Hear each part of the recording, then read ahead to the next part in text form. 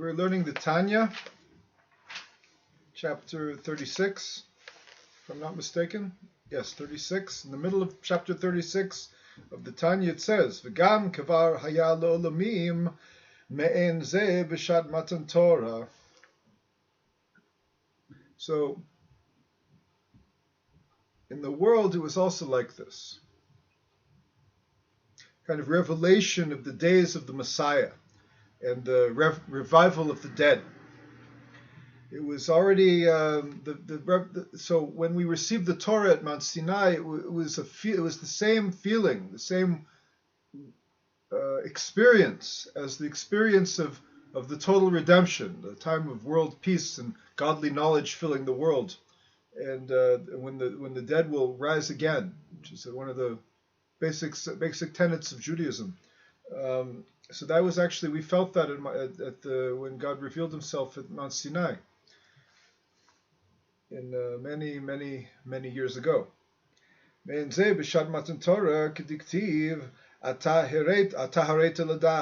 is written in the Bible, you showed us to know that Hashem is God. You showed us to know that Hashem is God. Ki Hashem hu Elohim ein od milvado, because the Lord is God and there's none besides Him. And at that moment, knowing that Hashem is God and there's none besides Him, that we saw it with our very eyes. That's the experience of the redemption, of the complete redemption, when everybody sees God. And that there's none besides Him. There's nothing outside of God. And everything, it's a revelation of godliness and everything. Harei tamamash, we actually saw. B're'iyah chushit, with our physical senses, diktiv, kol ha'am ro'im et kolot, that all of the people saw the voices. Now, it's a very difficult verse to translate. At the experience of the receiving of the Torah at Har Sinai, when in the desert, when we received the Torah, it says that we saw the voices. Now, what is this, an LSD trip? Some people who mock the Torah say, yes, this is an LSD trip, and then some scientists will come along and say they ate certain plants that causes hallucinations, or there's some sort of strange brain chemistry. But these are all scoffers. These are all people who don't appreciate the godly experience, that God can open up worlds, and they're true worlds, and they're not artificial drug experiences. It's the real revelation of godliness. Go prove it. How do you know it's chemicals or not? Maybe it is. But what causes the change? What causes the perception? And what is the result of the vision? And is the vision telling the truth? So yes, brain chemistry changes, but there's a force behind it that's causing it. And there's a message that's received. And one message could lie, and one message is true. And the true message is the message that Moses received. And all of the people saw 600,000 male Jews over the age of 13 and 2 million plus people who came out of Egypt experienced this at Sinai. Everybody agrees. The believers and the historians and the non-believers alike all believe that something happened at Mount Sinai to create us as a people.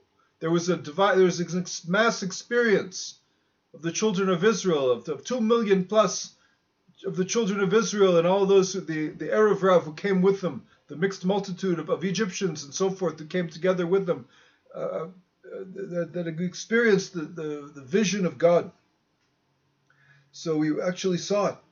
And so they said we saw the voices. One interpretation is that when God said, Anuchi Hashem Elokecha, I am the Lord your God, we said, Lo yeh lecha Elohim achorin al panai. The first two statements of the 10 Commandments were heard en masse by the whole people of Israel. And then we said, it's too much, we can't take it or we're going to die.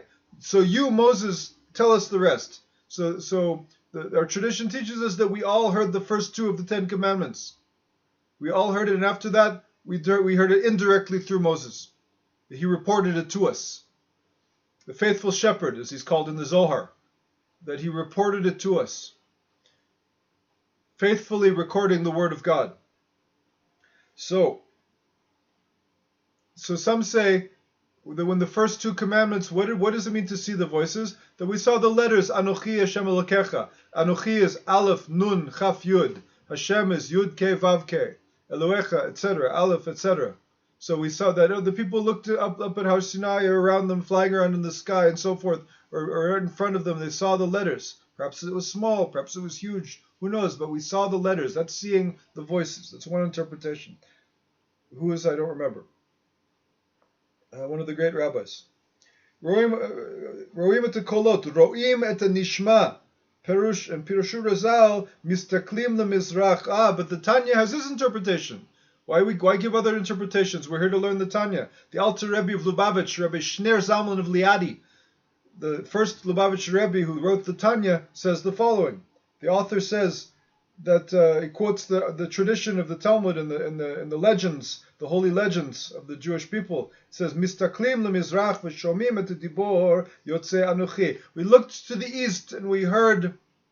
We looked to the east and we heard the first commandment coming out. I am the Lord your God. Anuchi Hashem Elokecha. I am the Lord your God.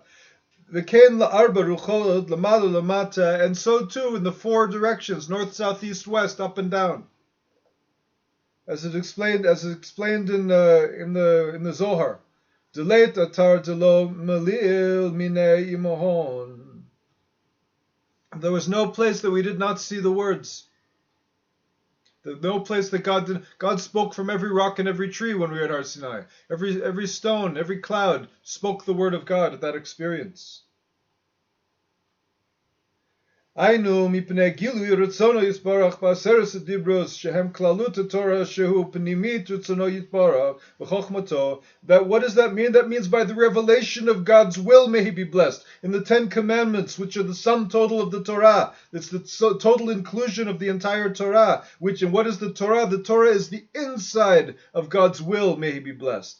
God's inside desires are revealed in the letters of the Torah, and that's His wisdom. Ein shum hester panim klal. And there's no hiding of God whatsoever. The Torah is a total revelation of God. It's not a hiding of God. It's a revelation. As it is written, in the light of your face you gave us the Torah of life. Therefore, we were nullified out of creation, from existence. We were nullified out of existence in the experience. We felt we were subsumed in the godly experience, in the infinite, at that moment, in theophany at Sinai. When we received the Torah, we were nullified out of existence, as if we weren't even there. He says, Mamish, that we were not there at that time. It was just God, and it was not us. We were Mamish, really and truly not there. As our sages said in the Talmud, that with each and every word coming out of God's mouth at the Mount Sinai, our souls went out. We died on every word. That's why it was like the revival of the dead, as said before. Because the Aleph Nun Chaf Yud of Anochi, spelling the word I, Hashem Elokecha, I am God, Yudke Vavke, in that our souls went out, and that's why. And then when we came back, we experienced the revival of the dead then and there.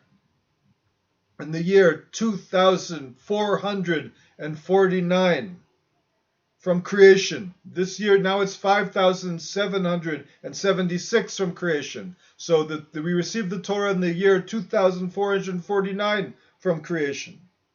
And that's what happened. We experienced the total redemption and the revival of the dead. And God revived us. And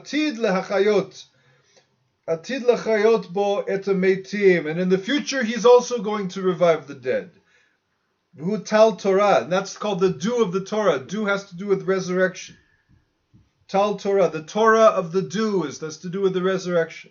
Shenikra Oz, which is called strength. Kamaima Razal Kol Osek B'Torah Tal Torah Mechayehu, as it is said in, where is it written?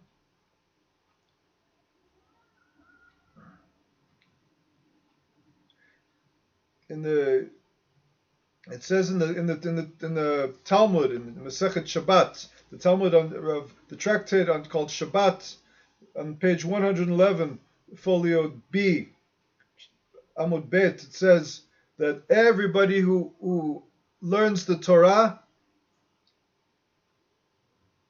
Everyone who learns Torah, who puts his energy into the study of the Torah, Tal Torah Machayeu, the dew of the Torah will give him or her life.